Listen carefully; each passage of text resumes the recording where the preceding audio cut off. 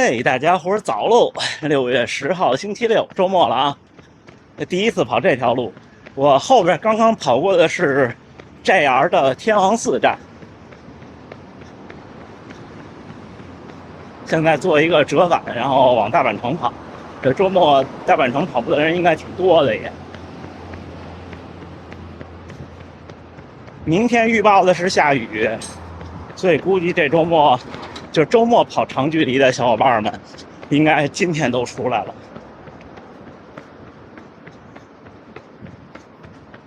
大阪这个城市，这大阪市其实是不大的，大阪府还是挺大的。我现在再往左边那边没有多远，就到了另外一个市了，就不是大阪市。不同街区的，就是街道景观和风格差距还是挺大的。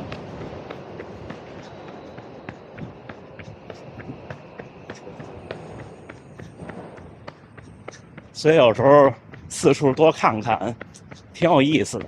咱先不说有没有用，我一般做好多事儿都不考虑有没有用，就看有没有意思。但是坡真的多啊！对吧？那次不是说过吗？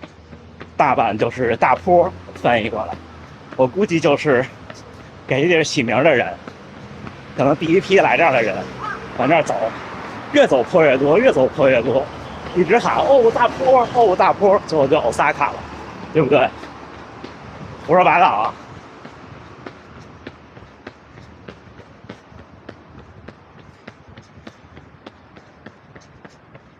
那这边街道的垃圾还有涂鸦也会多一些。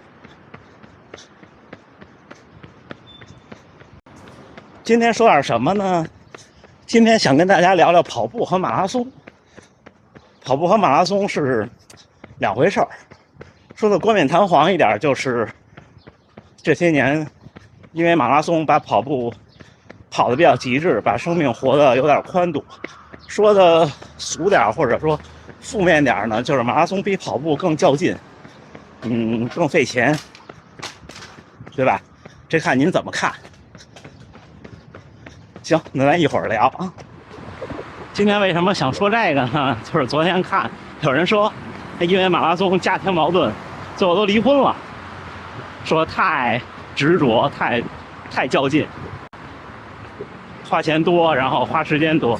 但是这样的，你看这周末是兰州马拉松了，我看好多小伙伴已经启程前往兰州了，我比较遗憾没去过。像国内好多城市，其实我都没去过，比较遗憾。兰州我是有名额的，但是去不了，我给退了，因为是那年取消那年就有名额的。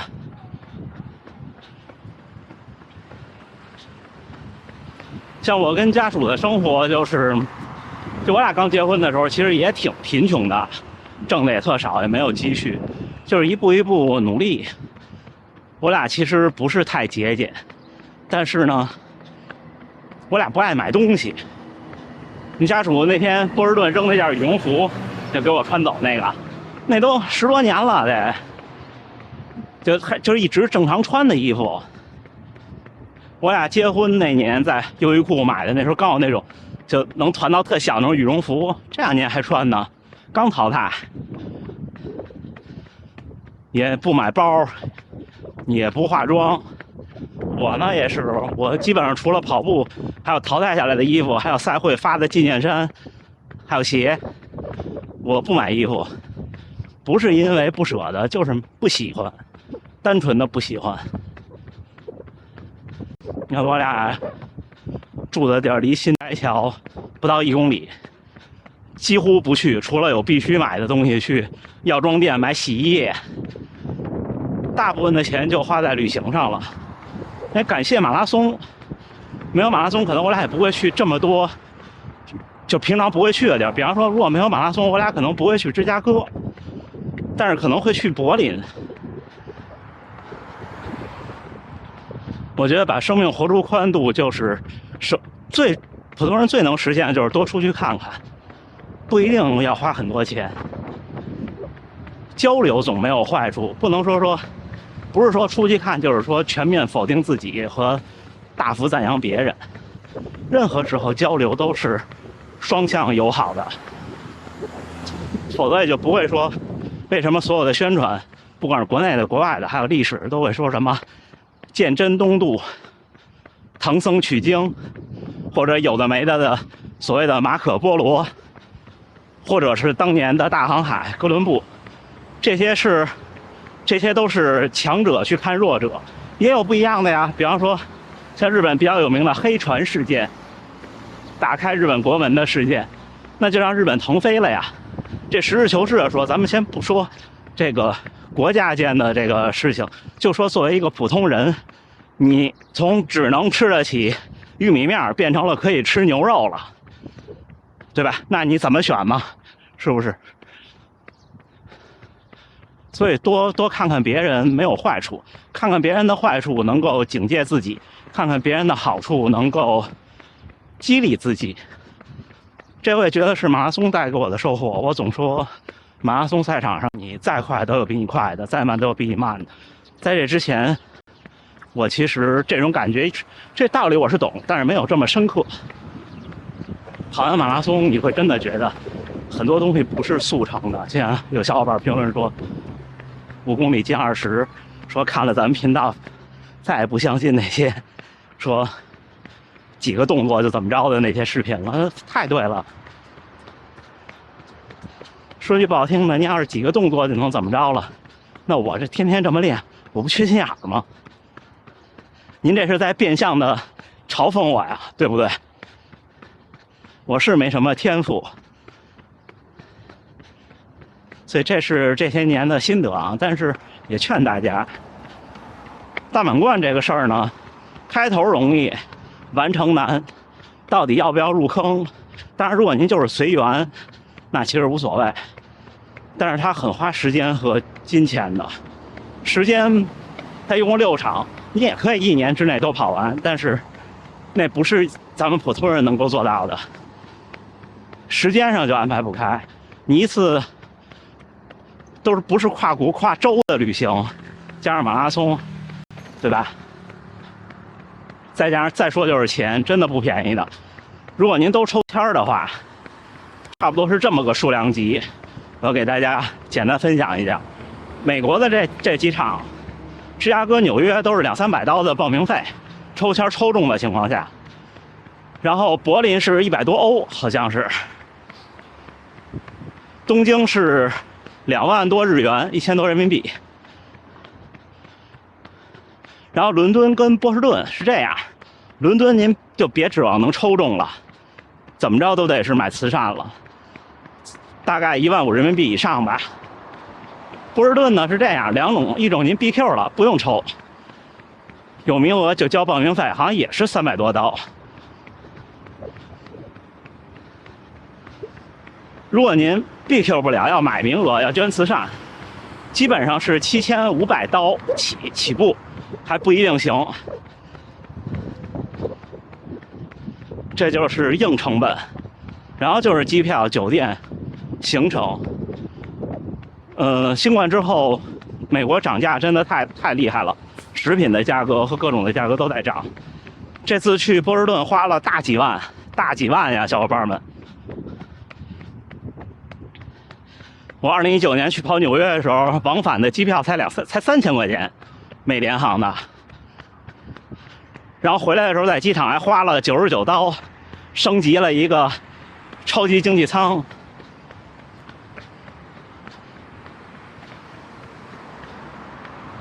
差不多去伦敦那次是我一个人去的，机票、酒店全算上，可能是不到3万。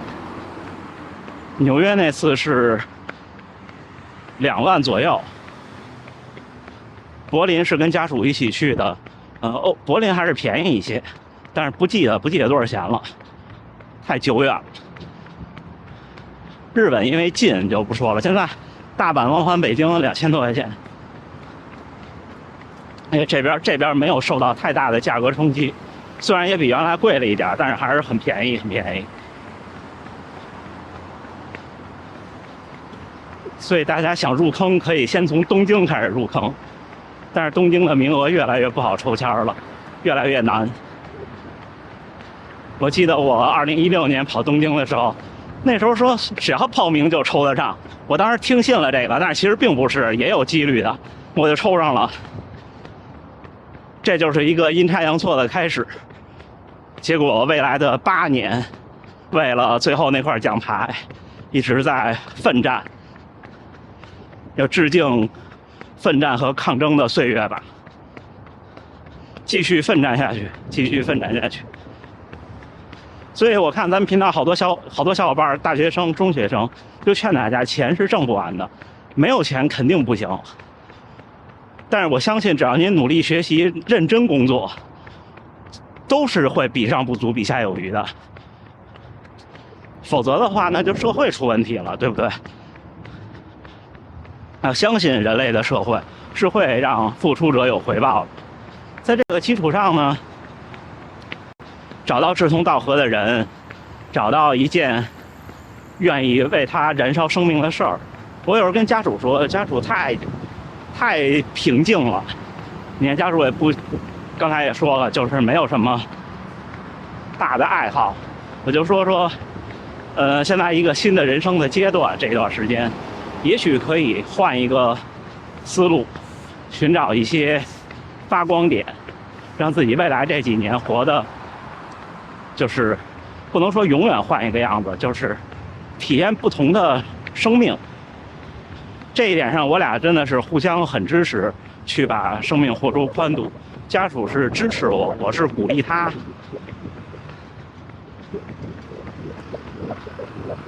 这一点上我俩还行。但是其实啊，像我俩这种性格，有时候也是挺沉闷。要休息日干点什么呀？我早上现在出来训练了，然后也不逛街，主要真的特别不喜欢逛街。这周末得出去转转，找一天。好久没出去转了。就说大阪城里那个柯南纪念品，我俩其实都挺喜欢看的，那商店都说了2月了，也没去呢。其实来这儿我俩骑自行车10来分钟就到了。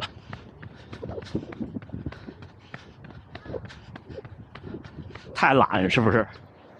哎，6月10号星期六清晨7点18训练结束啊，第2个训练日还是匀速跑有氧，半程马拉松1小时43，平均配速4分54，心率141，功率205，步频198，还行哈，还是刻意把速度压一压，然后跑一个低强度的有氧。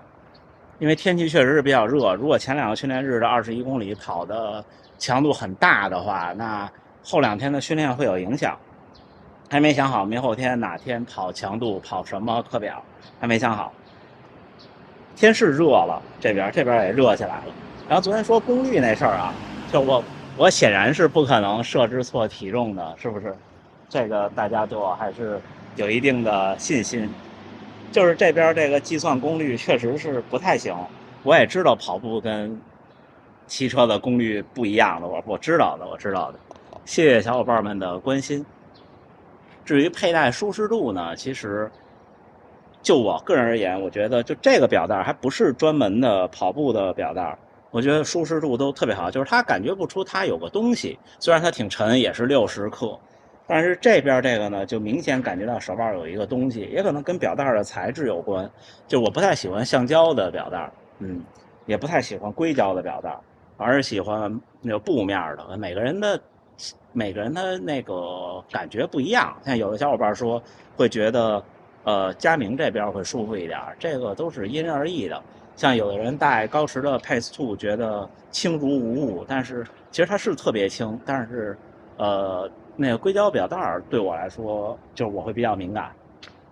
行吧，今天跟大家分享这个，我也是觉得就像我吧，我现在在激励家属，在寻找一些，你看我俩生命的这10年主要在努力赚钱，然后还有后来这8年是在陪伴我共同创造这个马拉松的成绩，创造一段今生难忘的属于我们的回忆，这么一个过程中过来的10年。那下一个10年呢，要怎么过？这个都是要考虑的。也不是说你一定要怎么样，说我要奋发图强，我要怎么着，就是生命中有一个愿意为之燃烧的兴趣，终归是一个更好的事儿。我也期望就是说，你比方说你家里有人不支持您跑步，或者不支持您干什么，你也可以从这个点出发去沟通，互相的激励。我觉得家庭应该是互相鼓励，相敬如宾，这样的话就特别好。行吧，说了一大堆这个乱七八糟的，今天水一期啊，还是祝大家能努力生活，健康平安。兰州马拉松的小伙伴们，加油干，加油干！咱们明儿见。